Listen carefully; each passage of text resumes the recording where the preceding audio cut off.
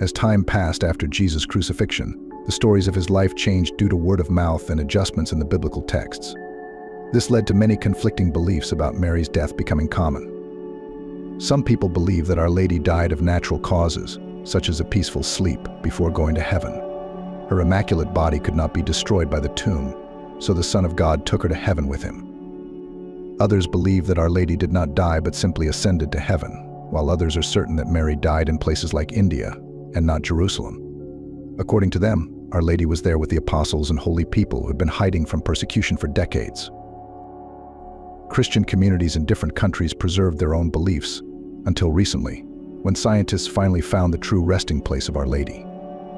A tomb that has been sealed for years has been discovered, causing Christians to question what they have always believed, what is real and what is not. Let us discover how the Virgin Mary actually died and what was found in the tomb of Our Lady. If this is your first time watching our video, don't forget to like, subscribe, and hit the notification bell so you don't miss any of our Bible-related content.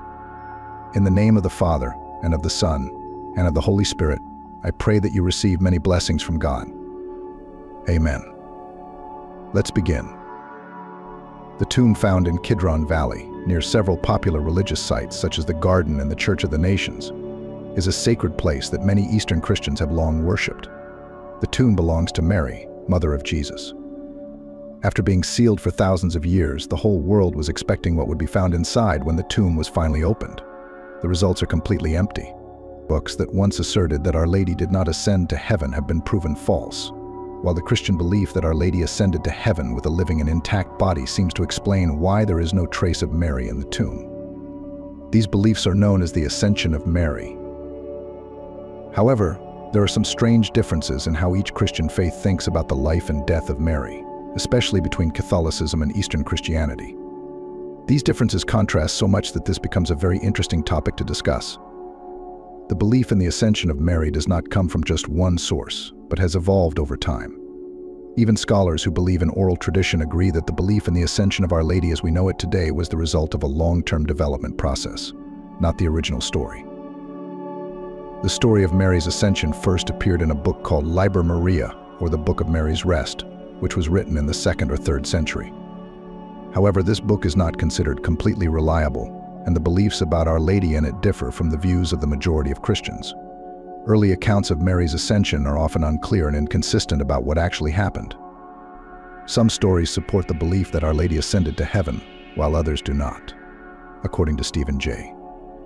Shoemaker, there is no evidence that belief in Mary's ascension existed before the 5th century, except in the case of Epiphan of Salamis, who tried to find out how Our Lady died in the 4th century, but could not find any reliable information. Interestingly, the New Testament makes no mention of how Mary died, and the early Christians made no record of Mary's death. Although Epiphan found no reliable tradition, his writings show that there was disagreement about what really happened to Our Lady. He mentions 3 different views. Some argue that Mary died peacefully, others think Our Lady died as a martyr, and there are those who believe that she is not dead. Epiphan also wrote that Mary was like Elijah, who was taken to heaven without having to go through death, when her body and soul were taken to heaven at the end of her life. This idea is reiterated in later works, not entirely reliable, such as De Obitu and De Transitu Virginis, which may have been written in the 5th century. Other authors, such as John of Damascus and Gregory of Tours, share similar stories. These writings helped spread the belief in Mary's ascension, which was only considered informal until the 6th century. But by the 8th century, this belief had become popular, and John of Damascus wrote that Mary died in the presence of the apostles. When they visited Our Lady's tomb, they suddenly found the tomb empty, leading to the belief that Our Lady's body had been taken to heaven. The celebration of Mary's resting was moved from the Eastern Church to the Western Church in the 7th century. Over time, the name of the festival has been changed to Ascension in some religious calendars. In the 9th century, Pope Leo IV made the holiday even more important by adding vigils and a week of the 8th Sunday with special religious rites. Later, Pope Nicholas I put the Feast of the Ascension on a par with Christmas and Easter, the 2 most important holidays in Christianity. By the 12th century, a German nun named Elizabeth had visions of Mary and Jesus, which greatly influenced the belief of the Western Church in the Ascension of Mary. Later, Pope Benedict XIV declared that belief in the Assumption of Mary was a logical view. and that not believing in it would be disrespectful to God. On May 1st, 1950, a man with a vision of Our Lady gave Pope Pius XII a message that Our Lady wanted him to share with the Church about the Ascension of Our Lady. After praying for a sign of confirmation, the Pope considers this message to be that sign. 6 months later, on November 1st, 1950, he officially declared Mary's ascension to heaven a creed, that is, a belief considered by the Catholic Church to be completely true. However, not all Catholics agree on the details of Mary's ascension. This creates a variety of perspectives on how this belief is understood. Some Catholics believe that Mary died before being taken to heaven, but they also believe that she was resurrected by a miracle before being taken up. This belief is called moral theological interpretation. In addition, there are also Catholics who claim that Our Lady was taken to heaven without first experiencing death, and this is called the immortal interpretation. Others believe that she died before being taken to heaven, and this view is also seen as part of the moral theological interpretation. Both faiths were eventually accepted by the Catholic Church, and Eastern Catholics celebrate the feast as the Feast of Sleep, however. Many indications in the Catholic tradition, such as prayers, stories, and art, suggest that moral theological interpretation is more widely accepted. It should be remembered that St. John Paul II has publicly expressed confidence in this interpretation. The Catholic Church celebrates the Ascension on August 15th, while the Eastern Orthodox Church and the Eastern Catholic Church also celebrate the Feast of the Sleeping Grace of the Mother of God on the same day. Prior to this feast, Eastern believers fasted for 14 days to honor the life and death of Mary. They believed that Our Lady died naturally, but her soul was immediately received by Christ. They also believed that her body came back to life after death and was taken to heaven, where she awaits the general resurrection of all believers. For hundreds of years, the tomb of Jesus Christ at the Church of the Holy Sepulchre in Jerusalem has been covered with a layer of marble. But in October 2016, a team of scientists was finally able to see what lies beneath them as they worked on a project to repair the tomb. When removing the marble, they discovered a lot of additional material underneath, surprising because of how much of it there were. Currently, they have the opportunity to study the primordial rock on which the body of Jesus, according to Christian belief, was placed. According to Christian belief, Jesus Christ was crucified by the Romans and then placed in a stone cavity that resembled a shelf carved from the cave wall. This event takes place in the year 30 or 33. Christians believe that Jesus rose from the dead, and when some women visited his tomb a few days later, they discovered that his body was gone. The stone shelf where Jesus' body was once located is now in a small building called the Edicule, which was rebuilt between 1808 and 1810 after being damaged by fire.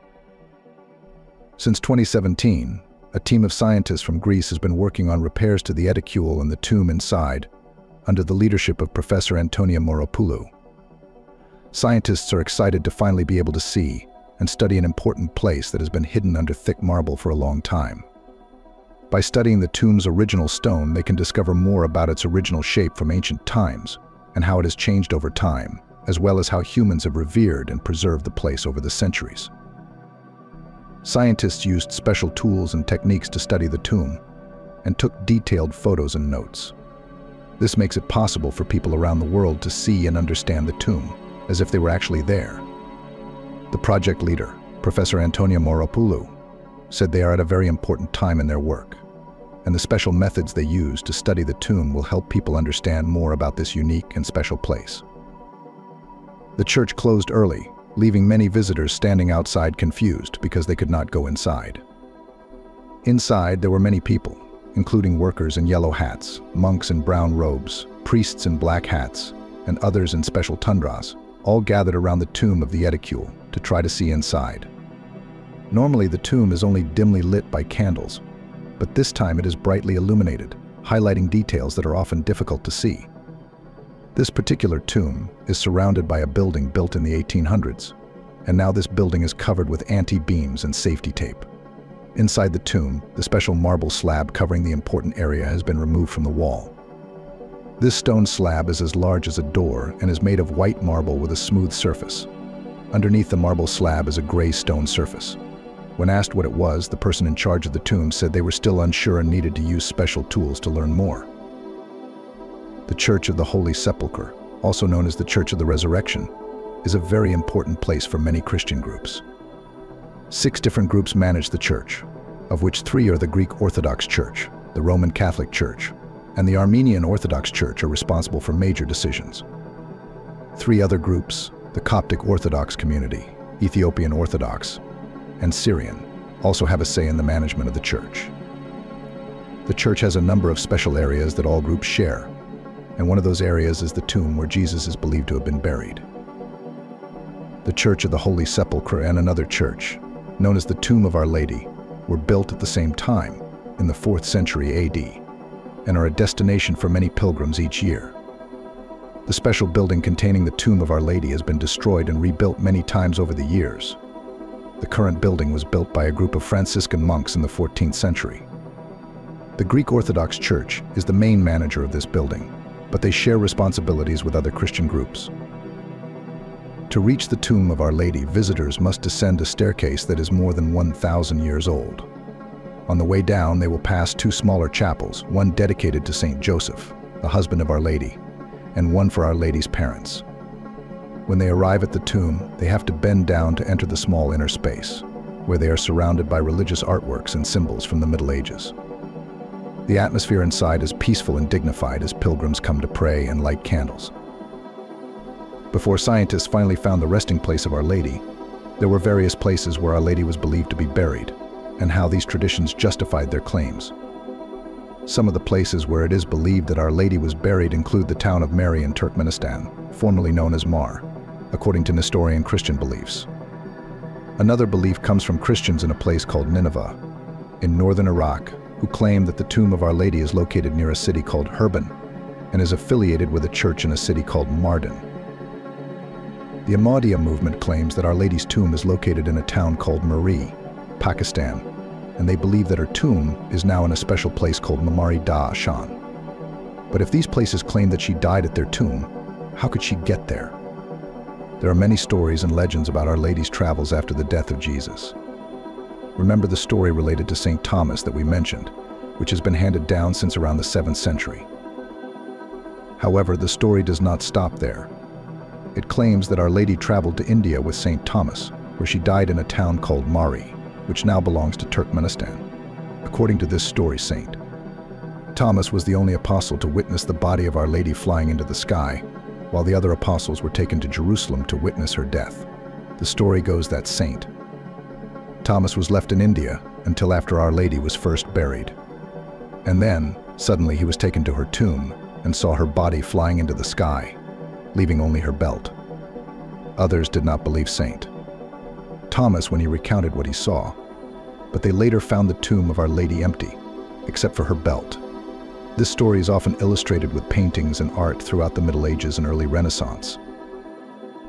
Another legend holds that Our Lady came to the Middle East and died in a town called Mary, which is now located in Turkmenistan. Another account of Our Lady's life claims that she spent her last years in a place called Ephesus, around 374 to 374 to 375 AD, and that Saint John, who was entrusted by Jesus to care for her, accompanied her there. Several Renaissance historians have written about this trip, and local Christians believe that a small house near Ephesus is where Our Lady lived. In the Gospel, St. John writes that before his death on the cross, Jesus asked him to take care of his mother, and from then on St. John did just that. The book of Acts says Jesus' disciples were persecuted in Jerusalem after his death. St. Stephen was stoned to death in 37 and St. James was beheaded in 42. As a result, the apostles scattered throughout the world to preach the gospel, and St. John was assigned to Asia Minor, now Turkey, perhaps taking Our Lady with him to avoid persecution in Jerusalem. There are 2 historical evidences that support this story: St. John's tomb in Ephesus and the first church built in honor of Our Lady there.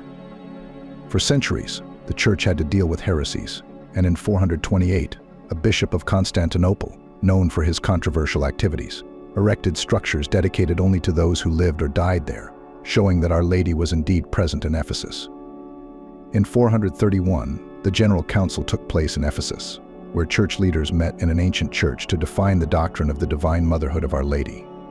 The council members wrote about Nestorius, who went to Ephesus, and mentioned the presence of Saint John and Mary, the Mother of God.